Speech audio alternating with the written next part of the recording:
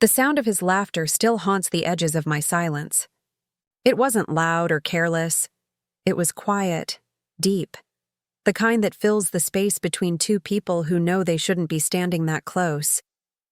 I remember how the late afternoon light touched the curve of his cheek, how it turned his skin to gold, how the air itself seemed to hold its breath around us. I told myself he was just a friend's son, that his charm was innocent, that his eyes didn't mean what they seemed to say. But the heart is a terrible liar. It listens to the things you try to silence. It memorizes the tone of a voice, the pause before a smile, the way the world narrows to a single heartbeat when temptation stops pretending to be harmless. That day, I didn't plan for anything to happen. I didn't plan to feel my pulse race when he stood in the doorway, or to notice how the scent of rain clung to his shirt. I didn't plan for the door to click shut behind me, turning the space between us into something dangerous and electric. Sometimes sin doesn't arrive like a storm. It seeps in softly, through laughter, through kindness, through the illusion of safety. And by the time you realize it's too late, you're already drowning in it. Before I tell you what happened in that room, and what it cost me, I need to be honest. My heart sank when I saw that nearly 90% of you who listen to these stories never subscribe. If you feel something in these moments, if these confessions echo somewhere inside you, please like, share, and subscribe. That one small click keeps stories like this alive, and it means more than you know. If you've ever felt your heart betray your logic, if you've ever stood on the edge of a choice that could destroy everything you thought you were, then this story is for you. Because sometimes confession isn't about forgiveness. Sometimes it's about finally hearing your own voice echo in the dark. It began the way most mistakes do. Quietly, almost tenderly, hidden beneath the dull hum of ordinary life. I never saw it coming, not really. I'd met him countless times before, exchanged polite smiles, shared stories over coffee while his mother, my friend, my confidant, laughed beside us. He was younger, still with that restless energy of someone who hadn't yet been shaped by disappointment. There was a light in him, a warmth that drew people in without trying. I remember thinking how good it must feel to be that unburdened, to still believe that the world could be kind.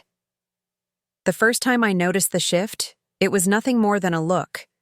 I had dropped by their house on a quiet Sunday, bringing a bottle of wine and the kind of easy conversation that always followed years of friendship.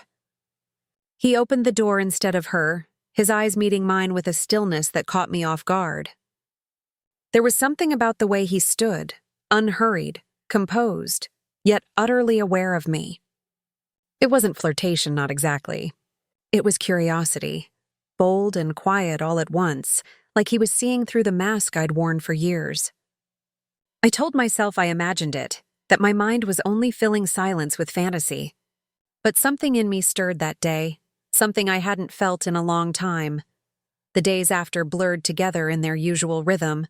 Work, errands, messages from my husband that felt more like schedules than affection. Our marriage had long since cooled into polite coexistence, a choreography of predictable words and carefully timed smiles. I had grown used to the absence of touch, the distance between us measured not in arguments but in indifference. So when I saw that boy again, when he spoke to me with that easy sincerity, it felt like sunlight slipping through a window I thought had long been painted shut. He began to linger when I visited. His mother would be in the kitchen laughing as she cooked, and he'd sit nearby, asking about my day, my work, my thoughts on music or books. It was innocent at first, it always is. I told myself I was being kind, that his interest was nothing more than youthful charm. Yet every time our eyes met, there was a current beneath the surface, subtle but undeniable.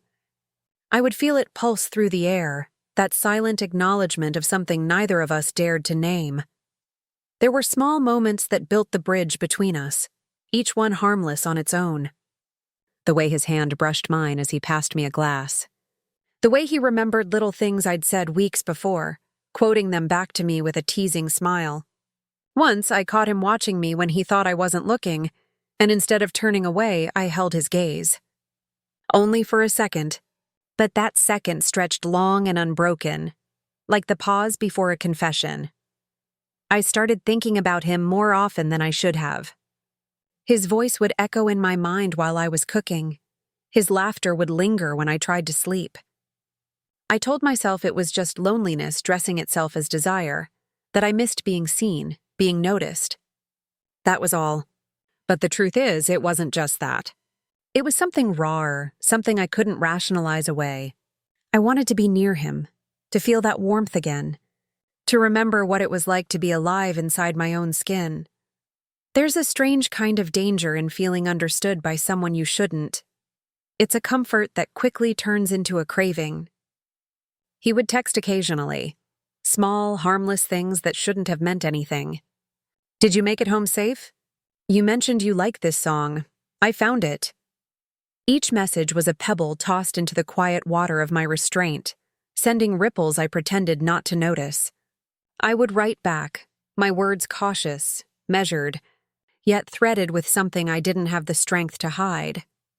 It was during one of those visits, late in the afternoon, that I realized how deep I had already sunk. His mother had gone out for groceries, and we were alone in the living room. The window was open, the soft hum of the city drifting in with the scent of rain. He was reading something, and I sat across from him, pretending to scroll through my phone. I remember watching his hands, the way they turned the pages slowly, thoughtfully, and thinking how unfair it was that such small things could feel so dangerous. When he looked up, our eyes met, and neither of us looked away. The air changed then, thick and trembling. He smiled, just a small tilt of the lips, but it was enough to unravel something inside me. I should have left. I should have stood up, made some excuse, walked out before the silence between us became something we couldn't take back. But I didn't. I stayed.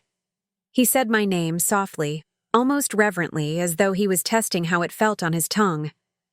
It was the first time he had ever said it like that. Slow, deliberate, heavy with meaning.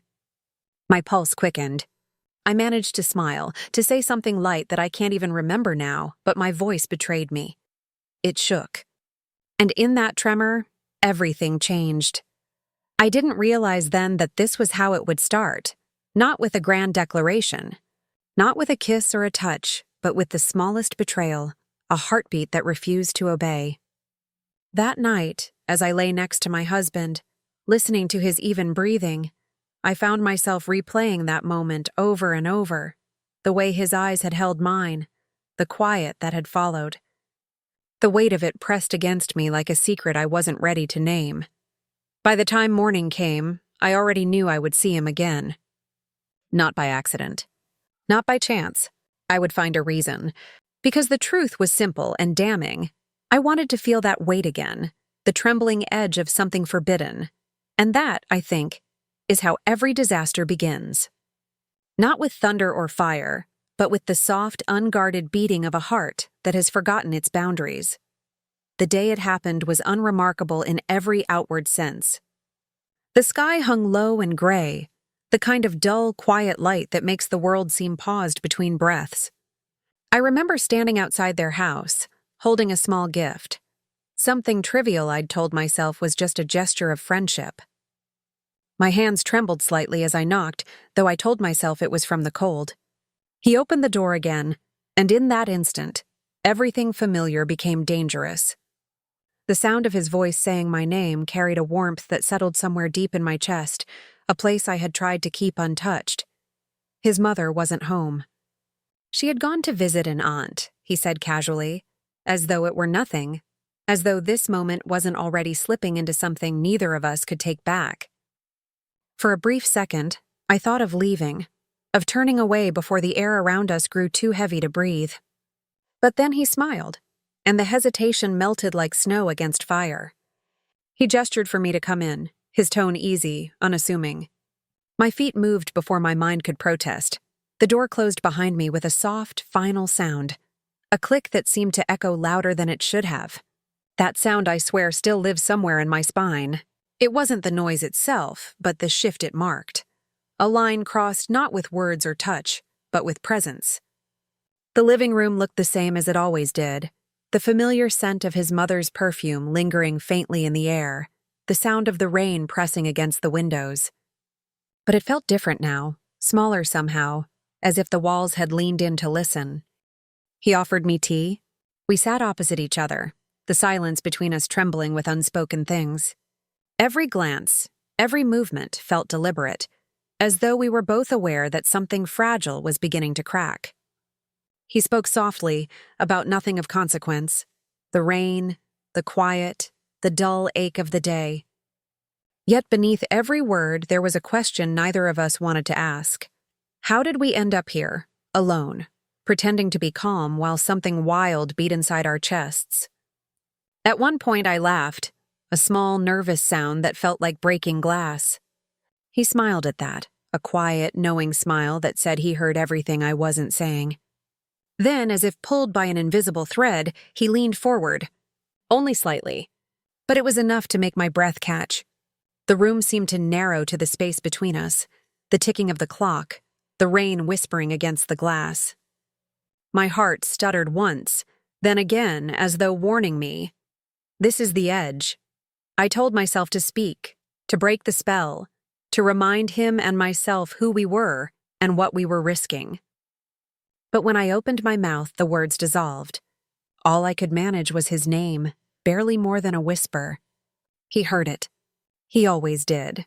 Then came that look, steady, unflinching, like he had already accepted whatever would happen next. There was no arrogance in it, no cruelty, just a kind of quiet honesty that stripped away every layer of pretense I had built around myself.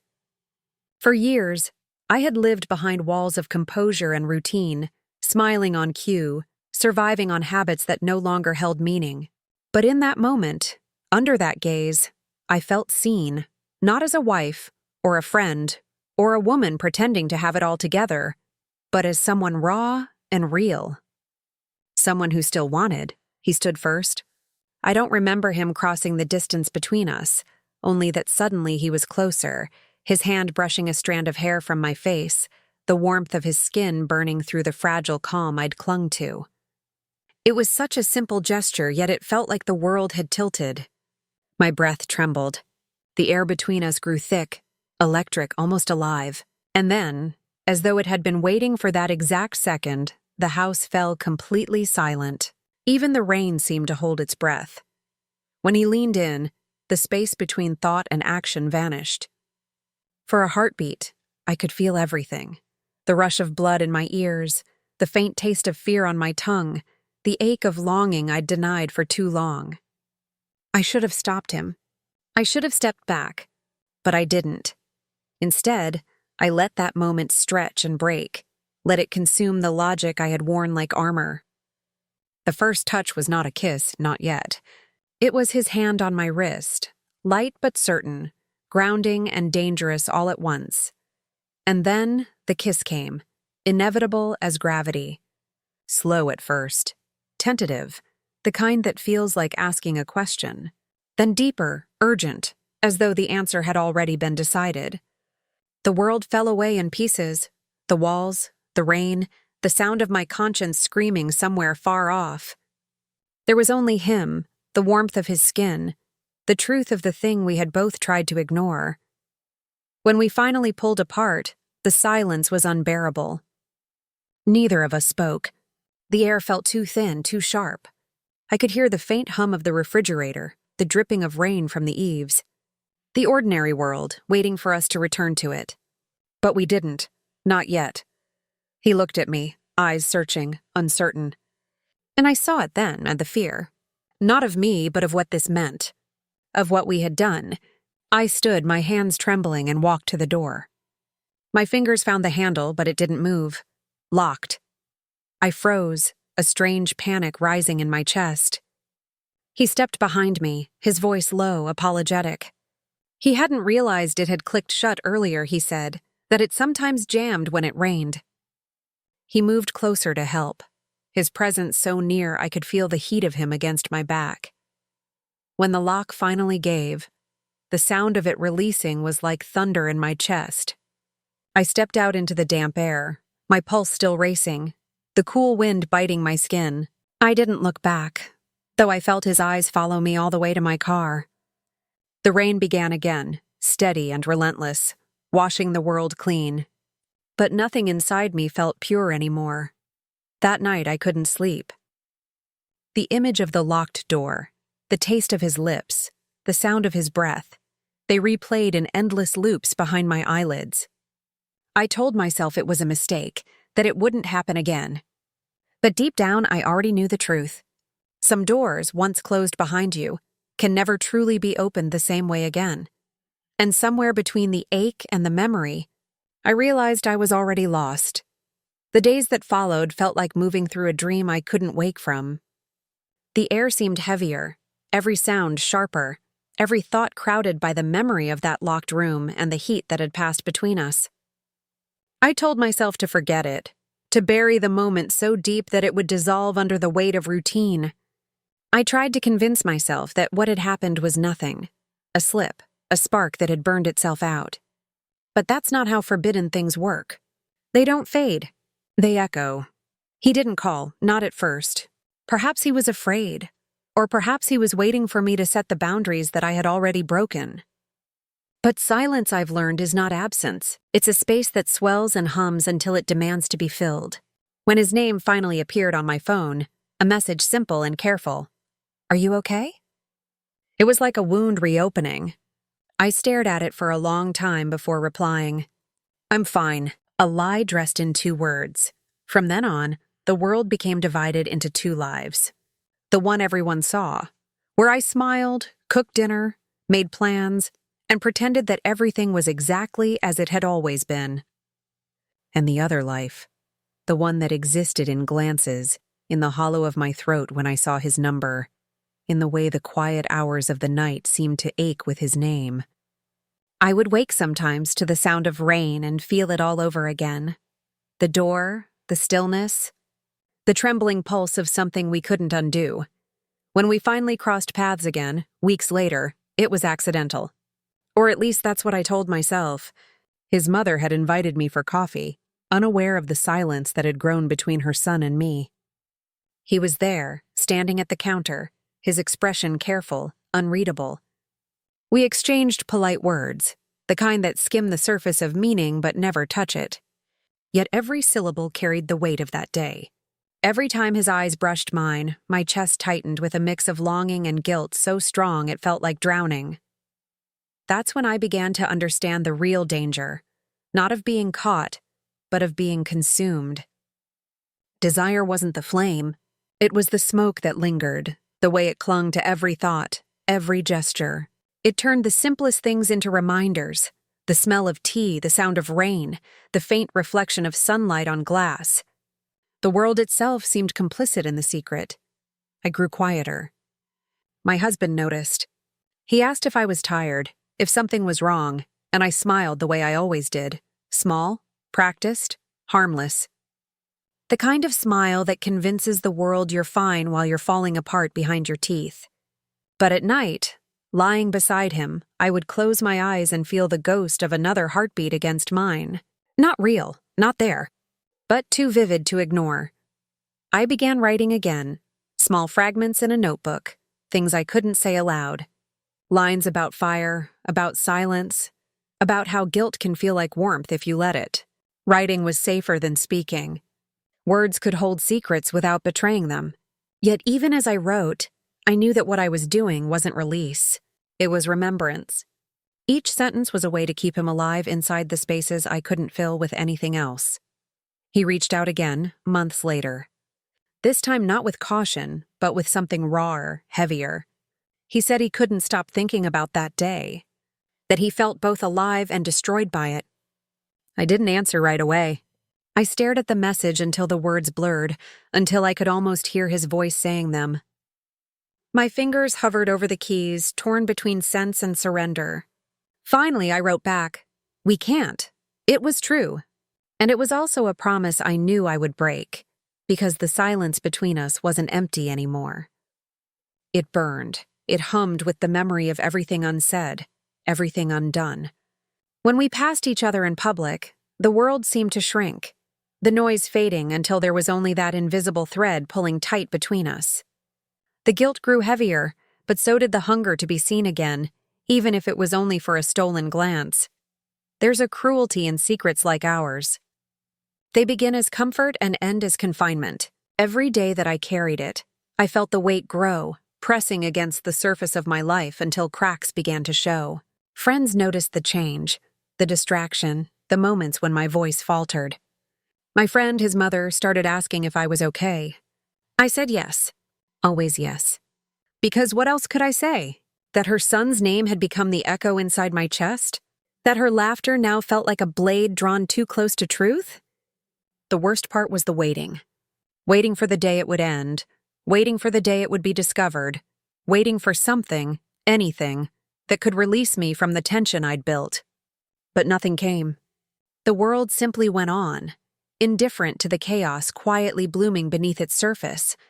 And so I lived inside the fire of my own silence, too afraid to feed it, too powerless to extinguish it. Every morning I told myself I would let it die.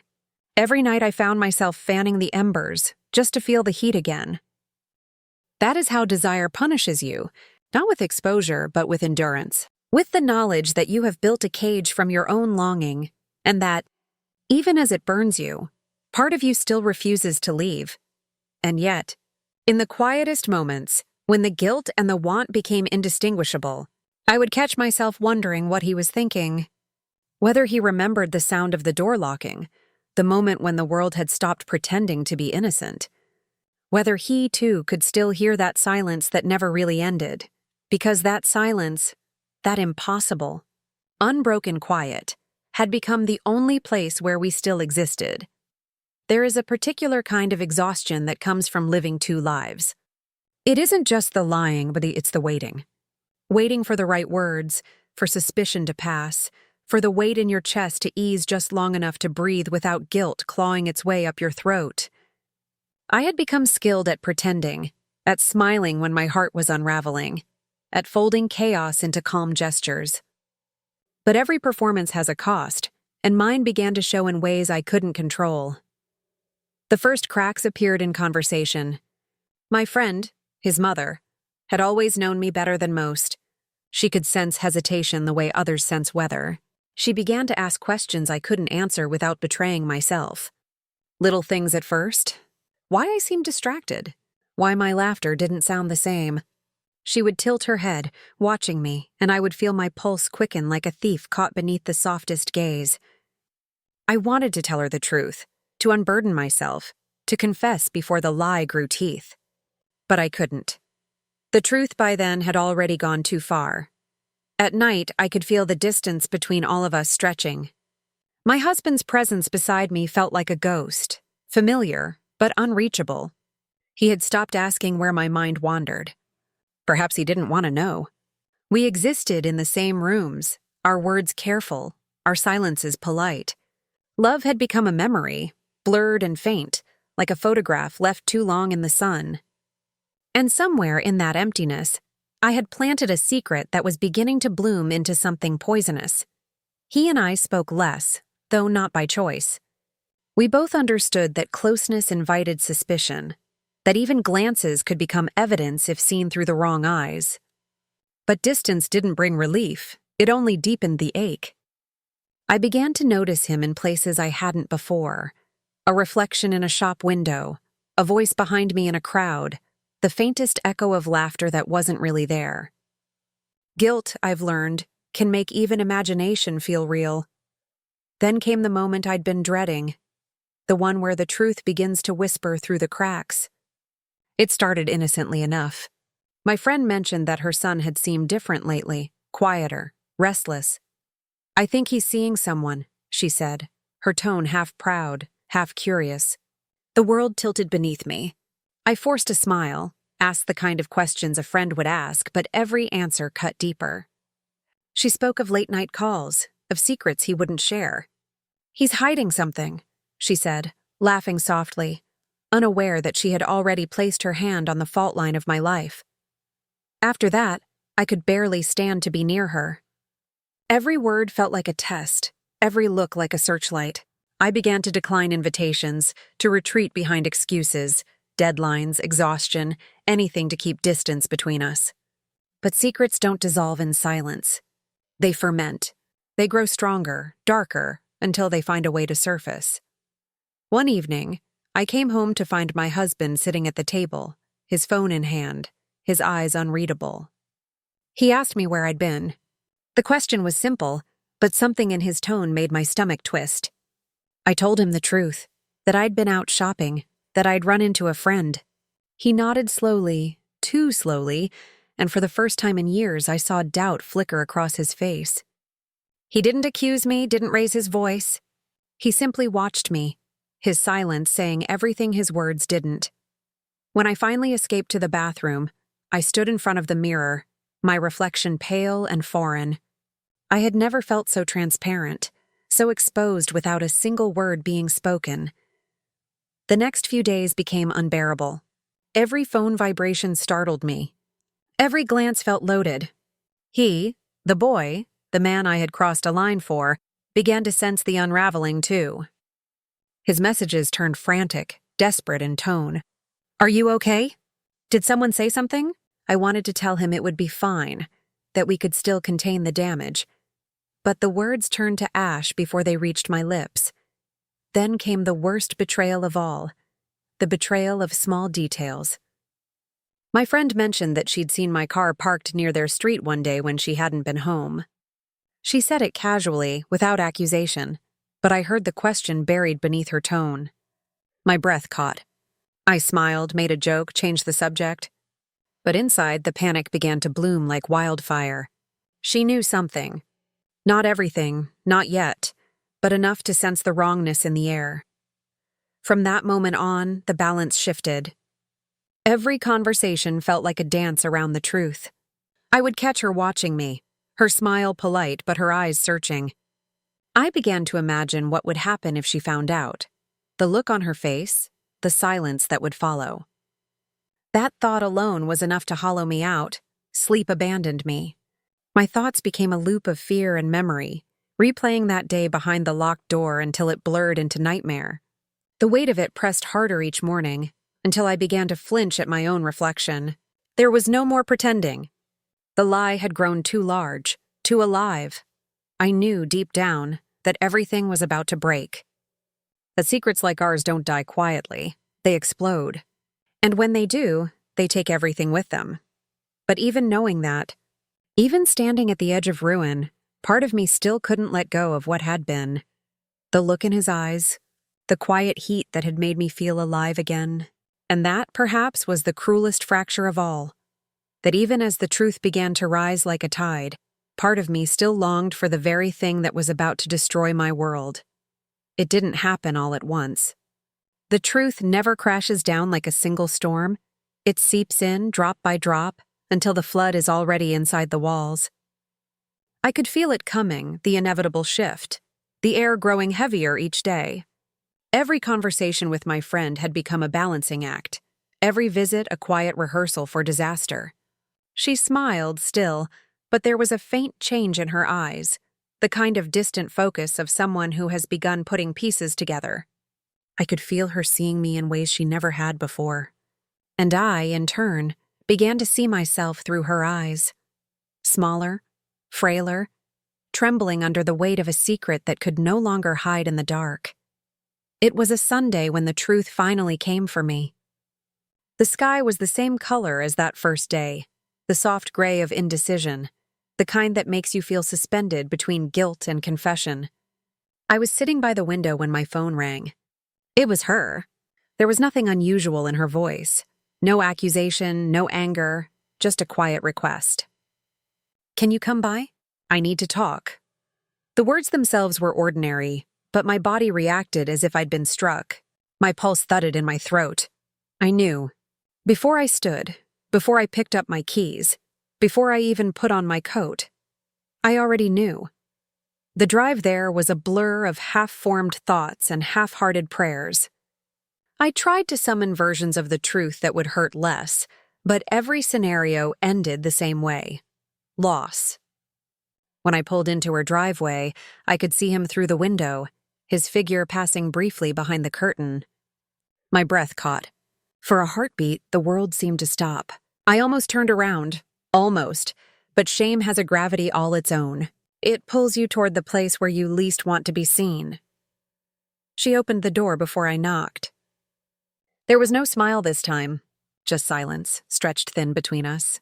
Her face was calm, too calm, and I could tell she had already decided how this would go. She led me inside, her movements deliberate, precise. The house felt colder than I remembered. On the table sat a cup of tea she hadn't touched, steam still rising faintly from it. When she finally spoke, her voice was low, steady, stripped of any pretense. "I need you to tell me the truth," she said. "Nothing else. No preamble. No accusation. Just those words, and the kind of stillness that demands an answer." My mouth went dry. For a moment, I tried to play dumb, to reach for denial like a reflex, but the words wouldn't come. There was something in her expression, an ache beneath the calm, that broke whatever defenses I had left. She already knew. I could see it in the way her hands trembled, in the way her eyes searched mine not for confirmation, but for the reason why.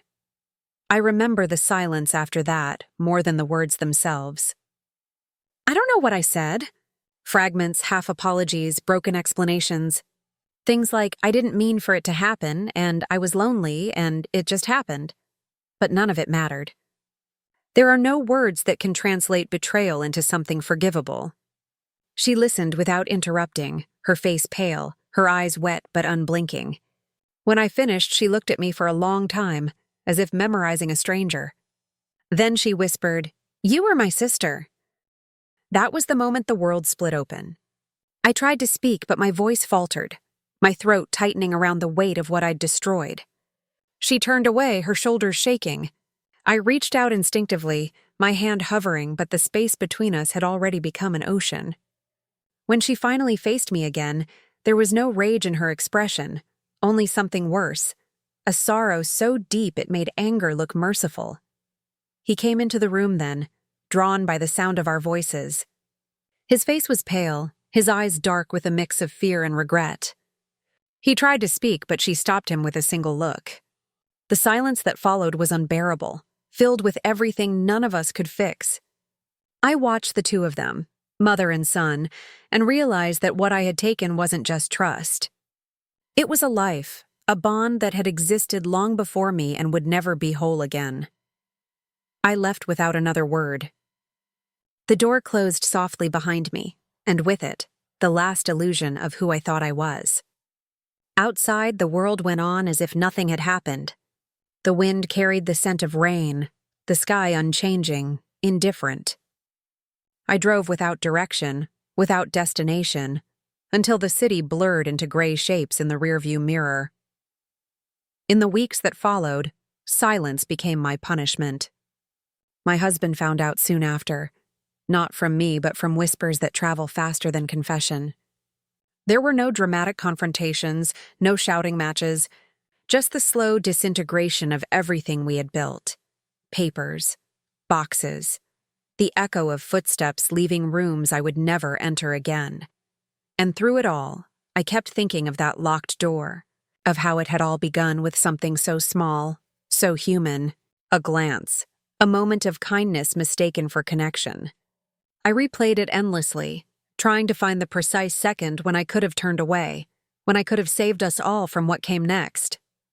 But time, once broken, never bends backward. Months have passed now. The scandal faded from conversation, replaced by new gossip, new sins. But inside me the echo remains. I see her sometimes, in the market, across the street. We don't speak. Our eyes meet, and that is enough. There's no anger left there anymore, only distance. The kind that doesn't heal. The kind that simply becomes part of the landscape of who you are. As for him, I don't know where he went. Some nights I imagine he left the city, that he's found a way to rebuild himself somewhere far from the wreckage we made. Sometimes I dream of him, standing in the doorway again, sunlight behind him, smiling as if nothing had ever gone wrong. In those dreams, I almost believe it's still possible to start over. But when I wake, the silence reminds me otherwise. The truth is, there are no clean endings in stories like ours. Only the quiet aftermath, the soft settling of dust, the long echo of choices made in weakness. And maybe that's what redemption really looks like. Not forgiveness, not peace, just the steady acceptance of what can't be undone. Sometimes, late at night, when the world is still, I catch myself listening for the sound of that lock clicking behind me again. The sound that changed everything. The sound that reminds me that love, when taken in secret, always leaves a door inside you that never truly opens again.